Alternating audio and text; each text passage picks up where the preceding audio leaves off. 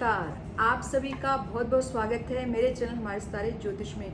मैं डॉक्टर कौशल्या बहार आज आपके लिए जो जानकारी लेकर आई हूँ वो है गुरु ग्रह की दृष्टियों का प्रभाव। कि गुरु ग्रह हमारे जीवन में अपनी दृष्टियों, कहें तो कुंडली में जो दृष्टियाँ उन्हें प्राप्त है वो जब डालते हैं जिन भावों पर, वहाँ पर किस तरह का प्रभाव देते हैं और क्या किसी जो चीज़ असंभव है उसे भी संभव कर पाते हैं गुरु।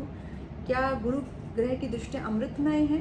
गुरु के विषय में इस तरह की धारणा है या ऐसा विचार है कि गुरु जहाँ पर भी दृष्टि डालते हैं उस भाव में बहुत अधिक वृद्धि कर देते हैं, क्योंकि गुरु जो है वो व्योम है, अर्थात आकाश है। आकाश का आकार बहुत वृद्ध होता है, मतलब काफ़ी बड़ा होता है।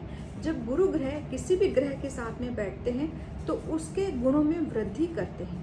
मतलब यदि किसी क्रूर ग्रह के साथ में भी यदि बैठ जाते हैं तो वो पापी ग्रह या क्रूर ग्रह जो है वो गुरु के गुणों को ग्रहण कर लेता है। तो गुरु अपने सानिध्य में उस ग्रह की महत्वता को बढ़ा देते हैं, और जहाँ पर गुरु अपनी दृष्टियाँ डालते वहाँ पर तो अमृतमय बताया जाता है कि गुरु की दृष्टियाँ कितनी महत्वपूर्ण होती हैं। वैसे तो सातवीं दृष्टि हर ग्रह को प्राप्त होती है, लेकिन गुरु ग्रह को अतिरिक्त दृष्टियाँ भी प्राप्त है, जिसमें पंचम और नवम दृष्टि विशेष होती है। इसके विषय में एक कथा और भी है, उससे हम कहते हैं। लेकिन यदि आपको मेरी जानकारी अच्छी लगे तो आप मेरे वीडियो को लाइक कीजिए, शेयर कीजिए, कमेंट्स कीजिए और मेरे चैनल को सब्सक्राइब भी जरूर कीजिए। चलिए आगे बढ़ते हैं और कथा के विषय में बात करते हैं कि पहले ज्योतिष में या कहीं तो ग्रहों को सिर्फ सप्तम दृष्टि ही प्राप्त थी। ऐसा क्या हुआ कि गुरु ग्रह को अतिरिक्त दृष्टियाँ भी प्राप्त हुई।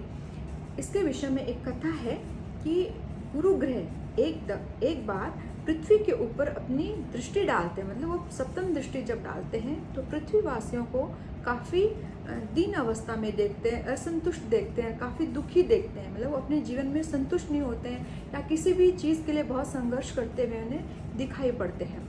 तो वो श्री हरि विष्णु भगवान के पास में जाते हैं, मतलब विष्णु भगवान के पास में जाते हैं, तो बोलते हैं हे हरि, वहाँ पर जब भी मैं दृष्टि डालता हूँ, मतलब पृथ्वी पर जब मैं दृष्टि डालता हूँ या दृष्टिपात करता हूँ तो मुझे वहाँ के जातक या कहें तो पृथ्वीवासी जो हैं वो बहुत दीन अवस्था में दिखते हैं, असंतुष्ट दिखते हैं और काफ़ी संघर्ष करते हुए दिखाई देते हैं। मतलब वो दुखी दिखते हैं, सुखी नहीं दिखाई दे रहे हैं। तो श्री हरि विष्णु ने भी अपनी दृष्टि पृथ्वी पर डाली तो देखा वास्तव में पृथ्वीवासी जो है वो काफ़ी दीन और दुखी अवस्था में है, असंतुष्ट दिखाई दे रहे हैं। तो उन्होंने गुरु ग्रह को यानी कि बृहस्पति देव को आशीर्वाद दिया और कहा कि आज से आपको मैं अतिरिक्त दृष्टि प्रदान करता हूँ, पांचवी दृष्टि और नौवीं दृष्टि मैं आपको देता हूँ। जब भी ये आप इन दृष्टियों को डालेंगे तो जो कमियाँ आपको दिखाई दे रही थी, मतलब व्यक्ति दीन दिख रहे थे, असंतुष्ट दिखाई दे रहे थे या दुखी दिख रहे थे,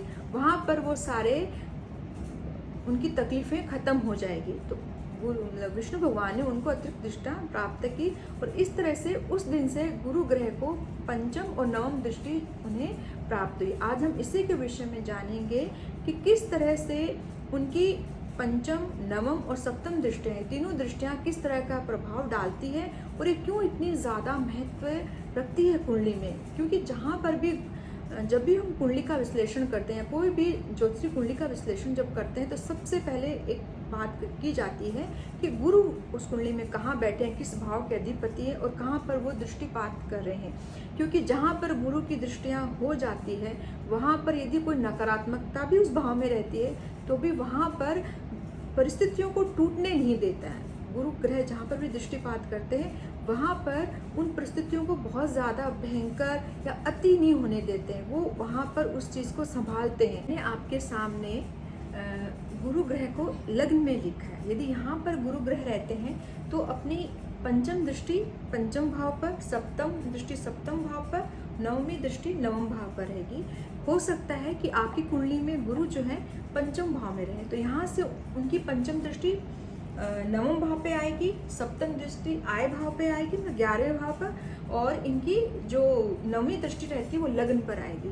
तो इस तरह से जहाँ पर भी गुरु बैठते हैं वहाँ से पंचम भाव पे दृष्टिपात करते हैं, सप्तम पर और नवम पे दृष्टिपात करते हैं। तो इस तरह से गुरु ग्रह की दृष्टियाँ जो होती हैं उन्हें अतिरिक्त दृष्टि प्राप्त हुई है। अब जानते हैं कि उनकी पंचम दृष्टि का क्या महत्व है।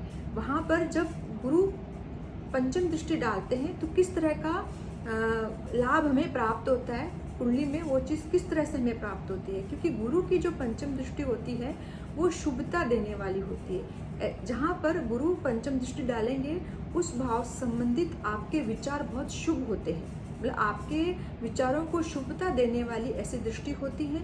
आप एक अच्छे, बहुत ही एडवाइज़र बहुत अच्छे होंगे। किसी को भी यदि सलाह देते हैं तो वो उनके फ़ायदे वाली सलाह देंगे या बहुत अच्छी शुभता विचारों में, वहाँ पर पंचम दृष्टि इनकी विचारों में शुभता बहुत ज़्यादा देती है। और संतान, बुद्धि और विवेक के लिए भी पंचम दृष्टि बहुत ज़्यादा महत्व रखती है, या इन चीज़ों में वृद्धि करने वाली गुरु की पंचम दृष्टि होती है। तो व्यक्ति को शुभता या शुभ विचारों को देने वाली पंचम दृष्टि होती है। संतान सुख, बौद्धिक स्तर भी बहुत अच्छा जातक का होता है जहाँ पर वो पंचम दृष्टि डालता है। अब बात है कि सप्तम दृष्टि जो गुरु की होती है वो किस तरह से होती है। सप्तम दृष्टि जो गुरु की होती है वो सतत प्रयास में रहती है, अर्थात जहाँ पर गुरु सप्तम दृष्टि डालते हैं, क्योंकि वो बिल्कुल उनके सामने वाला भाव रहता है, तो वो भाव जो रहता है वहाँ पर जातक या व्यक्ति जो होता है वो बहुत ज़्यादा फोकस रहता है, उस भाव से संबंधित वो बहुत ज़्यादा केयर करता है, या उस भाव को या उस भाव से संबंधित जो फल होते हैं उनको प्राप्त करने में वो अपनी एनर्जी लगाता है, तो कहें तो प्रयासरत बहुत ज़्यादा रहता है, उसके विषय में बहुत ज़्यादा सोचता है, और उस भाव संबंधित जो फल प्राप्त होते हैं उन्हें प्राप्त करने के लिए वो समय तक वो संघर्षशील भी रहता है, या तो कहें हम कि प्रयासरत ज़्यादा रहता है। सातवीं दृष्टि जो होती है गुरु की वो जातक को पुरुषार्थी बनाती है उस भाव से प्रति, और प्रयासरत भी बहुत ज़्यादा बनाती है, प्रयत्नशील रहते हैं, और उस भाव को ज़्यादा से ज़्यादा अच्छा बनाने के लिए वो प्रयास करता है, जीवन में उसे प्राप्त करने का ध्येय विशेष हो जाता है। अब बात है कि नवमी दृष्टि उनकी किस तरह का प्रभाव कुंडली में डालती है। नवमी दृष्टि जो गुरु को प्राप्त है वो भाग्योदय करवाती है, भाग्य संबंधित उनकी नवमी दृष्टि होती है, भाग्य का साथ देने वाली ऐसी दृष्टि होती है, धार्मिक जातक को विशेष बनाने वाली होती है, और माता पिता का आदर सत्कार भी नवमी दृष्टि गुरु की होती है। तो इस तरह से गुरु की जो नवमी दृष्टि होती है वो व्यक्ति के भाग्य में उदय करवाती है, भाग्य के लिए प्रयत्नशील करवाती है, या भाग्य को बढ़ाने वाली होती है, धार्मिक व्यक्ति को बनाती है, धार्मिक विचार होते हैं उसके, माता पिता का आदर सत्कार करने वाली ऐसी नवमी दृष्टि गुरु को प्राप्त है। तो आज हमने बात की कि गुरु जो है वो कितने महत्वपूर्ण ग्रह हैं और उनकी दृष्टियाँ किस तरह से हमारे लिए महत्व रखती है। गुरु को 3 दृष्टियाँ प्राप्त होती है जो बहुत शुभता देती है, आपकी बुद्धि का स्तर बढ़ाती है, आपको शुभता लेके आती है आपके विचारों में, आप अच्छे प्रेरणा देने वाले जातक होते हैं, आपकी संतान बहुत अच्छी होती है, आप प्रयासरत रहते हैं, पुरुषार्थ करने वाले होते हैं, भाग्य उदय करने वाली भी इनको दृष्टियाँ प्राप्त है, धार्मिक व्यक्ति भी आप बनते हैं जब गुरु नवमी दृष्टि डालते हैं। तो आशा करती हूँ कि आपको मेरी दी हुई जानकारी अच्छी लगी होगी। यदि आपको मेरी जानकारी अच्छी लगी है तो आप मेरी वीडियो को लाइक कीजिए, शेयर कीजिए, कमेंट्स कीजिए, और मेरे चैनल को सब्सक्राइब भी आप ज़रूर कीजिए। तब तक के लिए नमस्कार।